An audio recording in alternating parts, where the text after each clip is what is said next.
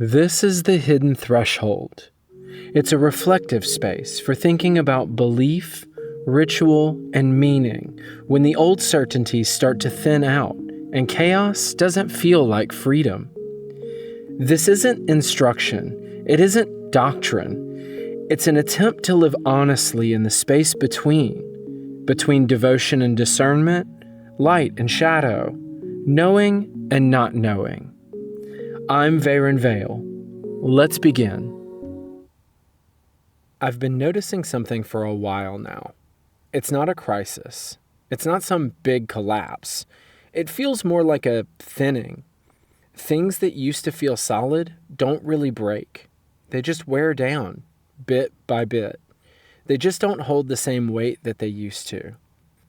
Ideas that once made everything make sense start to feel a little less reliable. Not wrong, exactly, just not strong enough to carry everything anymore. And I don't think this is only about belief systems failing. It feels more like being tired of answers that ask too much of us. Answers that want commitment before attention, or that want you to pick a side and stay there. I've gotten worn down by the idea that clarity only comes from choosing. That if you don't commit fully, out loud, in public, then something must be off. You must be confused, or hesitant, or somehow untrustworthy. And then there was another option, chaos, or rather, what was presented as chaos. It was meant to be freeing, a little more open, with room to move and breathe, like stepping outside of all of that rigidity and structure. But chaos, at least the way I've experienced it, doesn't stay open for long. It fills up, mostly with noise, urgency, and constant reaction. And somewhere in between all of that, between certainty that hardens and chaos that never settles, I started feeling a real need for something quieter. Not a better answer, not a new system to commit to. Just a way of standing that doesn't make me pick one extreme or the other. So this is me pausing there, in that space between. I'm talking this out, not because I have an answer, but because sitting with the question feels like the right place to be. What this is a reflective space. Not instruction, not teaching, and not a belief system.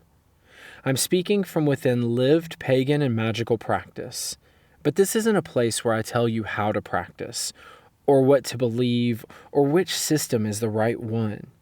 That's not the work here.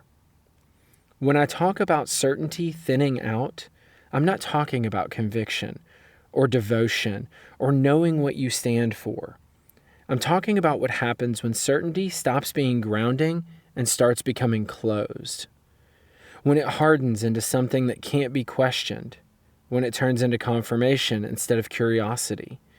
When it refuses to adapt, even when the world, or the practice, or the person living it has changed. That kind of certainty doesn't create stability. It creates control and eventually, conflict. This space is less about answers and more about orientation, about how to stand in practice without locking yourself into something that can't move when it needs to. My own practice is eclectic, and not because I'm trying to collect systems, but because balance, for me, has always come from listening across them. Different traditions hold different tensions. Different languages point at different truths. And plenty of people do find balance by going deep into one path, and they do it well. That just hasn't been my way. So this isn't about defending one path or rejecting another. It's about paying attention to what still holds, what starts to buckle under pressure, and what keeps asking to be lived instead of explained. If anything ties this together, it's balance. Not as neutrality, but as an ongoing practice. It's a way of staying in relationship with light and shadow, devotion and discernment, knowing and not knowing, without freezing into certainty or drifting into noise. That's what this is. A place to think out loud, carefully, from inside practice, without pretending there's a final position that solves everything. I want to be clear about what this isn't. This isn't a beginner's guide. I'm not here to explain basic concepts, define terms, or walk anyone through how to start a practice. And this isn't a place where belief gets enforced. I'm not trying to convince you of anything. There's no system here you're meant to adopt, and no position you're expected to agree with. This also isn't skepticism dressed up as spirituality. I'm not interested in tearing things down just to prove they don't work. Dismissal isn't the same thing as discernment. This also isn't chaos as identity. Endless openness, constant questioning, never committing to anything at all. That's not freedom. That's just another way of avoiding responsibility. This isn't about optimizing your spirituality. There are no hacks here, no rituals for productivity, no promises of clarity on a timeline. And it's not aesthetic occultism. Symbols matter. Ritual matters, but not when they're treated as decoration instead of practice. Mostly, this isn't a place for certainty to harden or for ambiguity to become an excuse. It's not about winning arguments or being right or staying comfortable. If what you're looking for is answers that close things down or ideas that you can use to reinforce what you already believe, this probably isn't the right space for you. And that's okay. This is for people who are willing to stay present even when things don't wrap up nicely. I don't really want to tell you how to listen to this. That already feels like the wrong move. But I do want to say something about how I imagine this being used. This isn't something to listen to for answers or conclusions or something you're supposed to take and do something with right away. If something here lands, you don't have to figure out what it means immediately. You don't have to agree with it. You don't have to keep it. And you definitely don't have to decide where you stand on it. You can just let it sit there.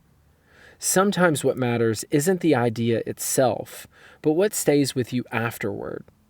A line you keep thinking about, a moment that made you uncomfortable, a question that doesn't really go anywhere yet. This isn't about collecting thoughts or reinforcing things you already believe.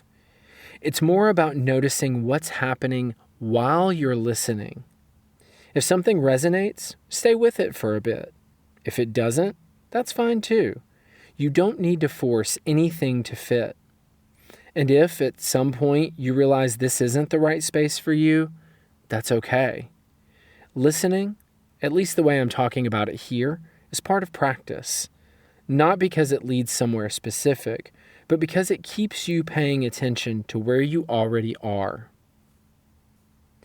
I keep coming back to the idea of a threshold, not as something abstract, just the simple fact that you step over one to enter a room, or a house, or a place that's different from where you were standing before. Most thresholds are obvious. You see the door, you know where it leads. But some aren't. Some are easy to miss if you're not paying attention. The door behind the bookshelf. The narrow alley you'd walk past a dozen times without noticing. That place that only shows up once you're actually looking for it. That's what I mean by the hidden threshold. Not a destination, a way in. A liminal space, the in-between, where you're no longer moving on autopilot, but you haven't handed your agency over to anything else either. It's a place where balance becomes possible, not because everything is resolved, but because you're the one choosing how to stand. And from there, quietly, deliberately, you start to realize you're not waiting for permission to change. You're already the one doing it. So if you found yourself here, at that almost invisible doorway, that's not an accident. It usually means you're ready to step differently. And for now, it's enough to notice that you're standing there. If something here stayed with you, let it stay unfinished. You don't need to resolve it tonight. This has been the Hidden Threshold. Until next time, stay attentive to what you are living, not just what you believe. The Hidden Threshold is a project of Obscura Meridian.